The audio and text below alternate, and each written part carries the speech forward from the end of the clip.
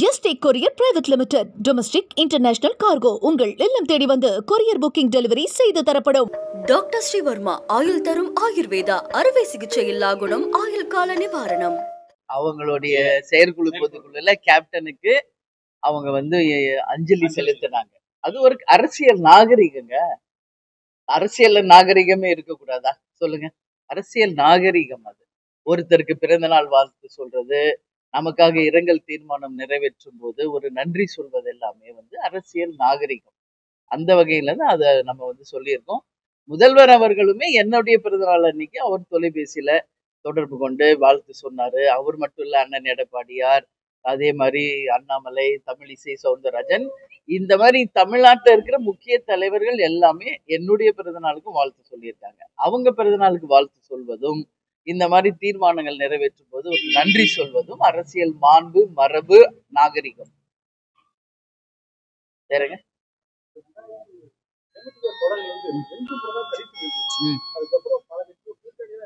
ஆமாங்க. இல்ல, தனித்து நிக்கிற முடியும் அப்படின்ற ஒரு ஃபார்முலாவை உருவாக்குனதே கேப்டன் தான், தேசிய முற்போக்கு திராவிட கழகம்.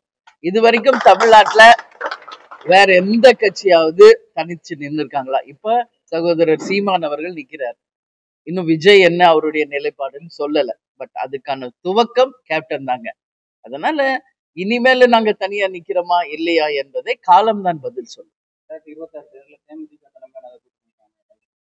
இப்பயே நிறைய கூட்டணி இருக்குங்க. ஓட் ஸ்பிளிட் தாங்க அதிகமாகும். நிக்கிறது ஒண்ணும் பெரிய குதிரை கொம்பு இல்லை. 234 தொகுதியும் முதல் தேர்தலையே பார்த்தவங்க தான் நாங்க. ஆனா வெறுமனே போட்டியிடுவது மட்டும் இலக்கு இல்லை. வெற்றி பெற்று 2026 தேமுதிக மிகப்பெரிய ஒரு பலத்தோடு அசம்பிளிக்கு போகணும். அதுதான் எங்களுடைய எண்ணம்.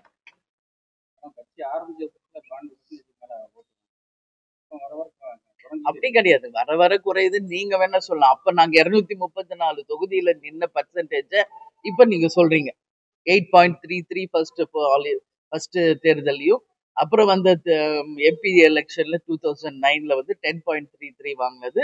நாங்க வந்து அனைத்து இப்போ 234லயும் நம்ம அசம்பிளிக்கு நின்னோம், 40 தொகுதியிலயும் இந்த பாராளுமன்றத்துல நின்னோம். அந்த பர்சன்டேஜ இப்ப நாங்க நிக்கிற தொகுதியோட நீங்க கம்பேர் பண்றீங்க. முதல்ல கம்பேரிசனே ராங். புரியுதுங்களா? 40 தொகுதியில நின்னதையும் 4 தொகுதியில நிக்கிறதையும் நீங்க கம்பேர் பண்றீங்க. 234 தொகுதியில நின்னதையும் அதுக்கு அடுத்து நிக்கிறதையும் கம்பேர் பண்றீங்க. இப்ப நாங்க நிக்கிற தொகுதியை மட்டுமே வச்சு நீங்க பர்சன்டேஜ் சொல்றீங்க.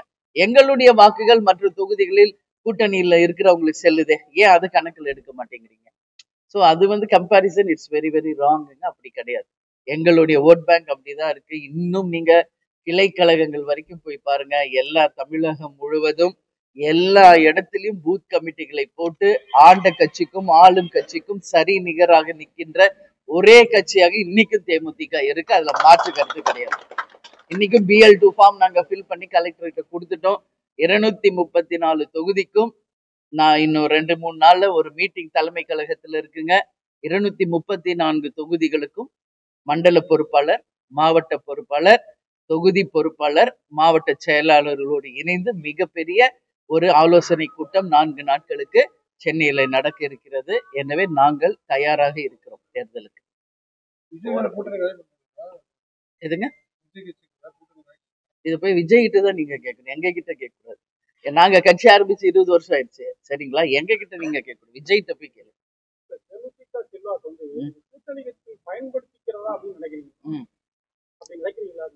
அரசியல்னாவே அதுதானங்க. இல்லையா? அதுதான் சொல்றேன். அரசியல் என்றாலே அந்த மாதிரி ஆயிடுச்சு. இப்போ முன்னெல்லாம் கேப்டன் மாதிரி வெட்டு ஒண்ணு துண்டு ரெண்டுன்னு பேசுவாங்க. கலெக்டர் இதான் முடிவுனா முடிவு, இல்லைன்னா இல்ல, அப்படி இருந்தது.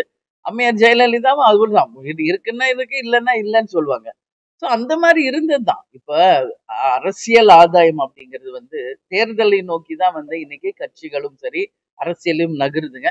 அதனாலதான் நான் அன்னைக்கே என் பிரஸ் மீட்ல சொன்னேன், எங்களுடைய நகர்வும் இனிமேல தேர்தலை நோக்கி அரசியல் கண்ணோட்டத்தில் தான் இருக்கும் அப்படின்றத நான் தெளிவாக உங்களுக்கு பதிய வச்சிருக்கேன்.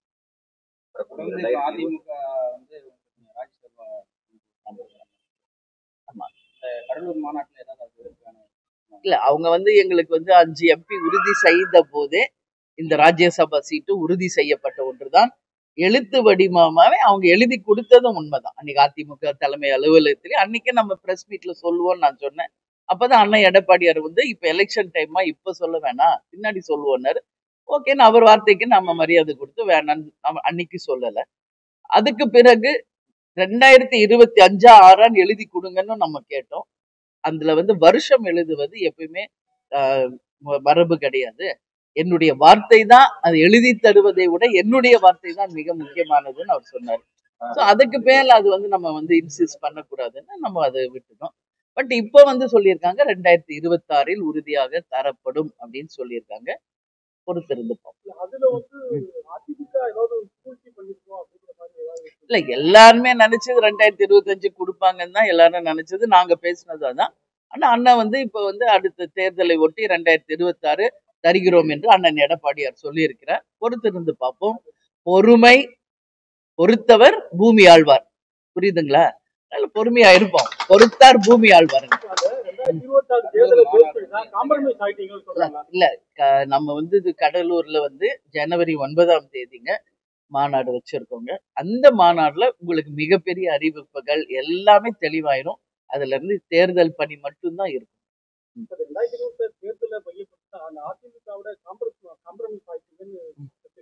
இல்லையே, இதுல காம்ப்ரமைஸ் ஆகுறதுக்கு என்ன? அவங்க எழுதி கொடுத்ததை நாங்க சொன்னோம், சரிங்களா? அது 25 26 அன்னைக்கு எழுதுங்கன்ற போது அது எழுதக்கூடாதுமான்றாரு. சரி, நம்ம ஒத்துக்கிட்டோம். அது 25க்கு பதில் 26ன்னு அறிவிச்சிருக்காரு. அவ்வளவுதான். அதனால பொறுத்தார் பூமி ஆழ்வார். ஆமாங்க. இல்ல, அப்படி வந்தா நல்லதுதாங்க. கூட்டணி ஆட்சி வந்தா ரொம்ப நல்லதுதாங்க. தப்பு ஒண்ணும் கிடையாது. மொத்த பவரும் மொத்த அதிகாரமும் ஒரே கரங்களில் இருப்பதை விட கூட்டணி ஆட்சி என்பது நல்ல விஷயம். மக்களுக்கு நிறைய நல்லது பண்ணலாம். தப்பே அப்படியே ஆளுங்கட்சியே தவறு செய்தாலும் சுட்டி காட்டலாம். நிறைய நல்ல விஷயங்கள் அதுல இருக்கு. இல்ல, சாத்தியம் இருக்குங்க. 2026 அதுக்கான சாத்தியங்கள் இருக்கு. அதனாலதான் சொல்றேன். எதுக்குமே இன்னைக்கே நம்ம பதில் சொல்லிட முடியாது. டைம் இருக்கு, யோசிச்சு நம்ம சொல்றேன். சரிங்களா? ஆமாங்க, கொடுப்பேன். இப்ப நான் எந்த மாவட்டத்துல இருக்கேன்? கரூர் மாவட்டத்துல இருக்கேங்க. சரி, நம்ம எப்ப பாரு கூட்டணி பத்தி அரசியல் பத்தியே தான் பேசிட்டு இருக்கிறோம். ஒரு 5 மினிட்ஸ் மக்களுக்காக பேசுவோம். ஏன்னா அதுதாங்க முக்கியம். இன்னைக்கு மக்களுக்காக பேசணும், மக்களுக்கு நல்லது நடக்கணும். அதுதான் மெயின் அரசியல்ல. பட் நம்ம தமிழ்நாடு எப்படி ஆயிடுச்சுன்னா வெறும் கூட்டணி அப்புறம் தேர்தல் இதை நோக்கியே போகுது. அது ரொம்ப ஒரு தவறான ஒரு விஷயம். வந்தா அட்லீஸ்ட் மக்கள் கேள்வி நீங்க கொஞ்சம் கேட்கணும்னு நான் சொல்றேன். இன்னைக்கு நான் கரூர்ல இருக்க மிக முக்கியமான ஒரு 4 கருத்தை சொல்றேன். இங்க யார் அமைச்சரா இருந்தார்? மிஸ்டர் செந்தில் பாலாஜி. உலகத்துக்கு தெரிஞ்ச விஷயம். இன்னைக்கு வந்துங்க மணல் கொள்ளை மிக மிக மோசமாக நடக்கிற ஒரு மாவட்டமாக கரூர் மாவட்டம் இருக்குங்க. இன்னைக்கும் 17 டாரஸ் லாரிகள் புடிச்சு வச்சிருக்காங்க. அப்போ இன்னைக்கு எதிர்காலத்துக்கு தமிழ்நாட்டுக்கு நம்ம என்ன கொடுக்குறோம் அப்படின்ற ஒரு கேள்வி இருக்குங்க. இப்போ இருக்கிற மணலை மொத்தம் கொடுத்த அளவை விட நீங்க அள்ளி அள்ளி விற்பனை செய்து கொண்டே இருந்தால் வருங்கால தமிழ்நாட்டுக்கு வருங்கால சந்ததிக்கு என்ன மக்களுக்கு இந்த அரசுகள் விட்டு செல்றாங்கன்ற கேள்வி ஒரு மிகப்பெரிய கேள்வி. அதே மாதிரி டாஸ்மாக் பத்தி நீங்க கேட்டீங்க. இங்க ராத்திரி ஆனாலும் பகல் ஆனாலும் 24 மணி நேரமும் டாஸ்மாக் விற்பனை மிக மிக மோசமாக இங்க கரூர் மாவட்டத்தில் நடப்பதாக ஒரு செய்தி வந்திருக்கு. அதே மாதிரி பழைய பஸ் ஸ்டாண்டு புதிய பஸ் ஸ்டாண்டுன்னு மாத்தி ஒரு மிகப்பெரிய குழப்பம் நிலவுகிறது. எனவே மக்கள் யாருக்கும் இந்த புதிய பஸ் ஸ்டாண்ட்ல திருப்தி கிடையாதுங்க. பழைய இடத்திலேயே பழைய பஸ் ஸ்டாண்டை விரிவாக்கம் பண்ணி மக்கள் பயன்பாட்டிற்கு கொண்டு வந்தா இந்த கரூர் மாவட்டத்துக்கும் இங்க இருக்கிற மக்களுக்கும் நிச்சயமாக அது நல்லது செய்யும் என்பதுல மாற்று கருத்து கிடையாதுங்க. அதே மாதிரி மதுபான கடைகள் இங்க பார்த்தோம்னா தங்கு தடை இல்லாம 24 மணி நேரம் நடக்குது. அரசு தடை செய்யப்பட்ட லாட்டரி சீட்டுகள் கரூர் மாவட்டத்துல தங்கு தடையின்றி விற்பனை நடப்பதாகவும் ஒரு செய்தி. அதனால லாட்டரி வந்து தடைன்றோம், அப்ப எப்படி விற்பனை நடக்குது? டாஸ்மாக்கு வந்து குறிப்பிட்ட டைம் தான் பிக்ஸ் பண்றாங்க கவர்மெண்ட். பட் அது மீறி எப்படி டாஸ்மாக் விற்கிறாங்க மதுபானங்களை? எல்லாமே இங்க ஒரு கேள்விக்குறியா இருக்கு. அது மட்டும் இல்ல, இங்க தோட்டத்துல தனியா வசிக்கின்ற முதியவர்களுக்கு பாதுகாப்பே இல்லைங்க. யார் வர்றாங்க, எதுக்கு கொலை செய்யறாங்க என்ற ஒரு எதுவுமே இல்லாம ஒரு நிலைமை, சட்டம் ஒழுங்கு கேள்விக்குறியா இருக்கு. அப்ப முதியவர்களுக்கும் தனியாக தோட்டத்துல தங்குபவர்களுக்கு என்ன பாதுகாப்பு இந்த அரசு உருவாக்கி இருக்கிறது என்று மக்கள் கேள்வியை இந்த நேரத்துல நான் அரசாங்கத்துக்கிட்ட நான் கேட்கிறேன். உரிய பாதுகாப்பு கொடுத்து நிச்சயமாக மக்களை காக்க வேண்டியது இந்த அரசினுடைய கடமைங்க. அதே மாதிரி இங்க கனிம வள கொள்ளையும் மிக மோசமா இருக்கு. அதுவும் உடனடியாக தடுக்கப்படணும் என்பதுல மாற்று கருத்து கிடையாதுங்க. ஸோ இது எல்லாமே கரூர் மாவட்டத்தின் சார்பாக, இந்த மக்கள் சார்பாக நான் உங்க பத்திரிகையாளர் முன்னாடி இந்த கேள்விகளை வைக்கிறேன். உடனடியாக தமிழக அரசும் முதல்வர் அவர்களும் நான் சொன்ன இந்த அத்தனையும் உடனடியாக சரி செய்து இன்னும் இருக்கின்ற 6-7 மாசத்துல தமிழக மக்களுக்கு நல்லது செய்யணும்னு சொல்லி நான் கேட்டுக்கிறேன்.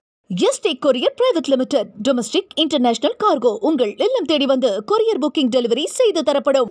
டாக்டர் ஸ்ரீவர்மா ஆயுள் தரும் ஆயுர்வேதா அறுவை சிகிச்சை இல்லா குணம் ஆயுள் கால நிவாரணம்.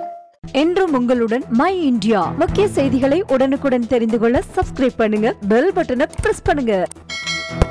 என்றும் உங்களுடன் மை இந்தியா.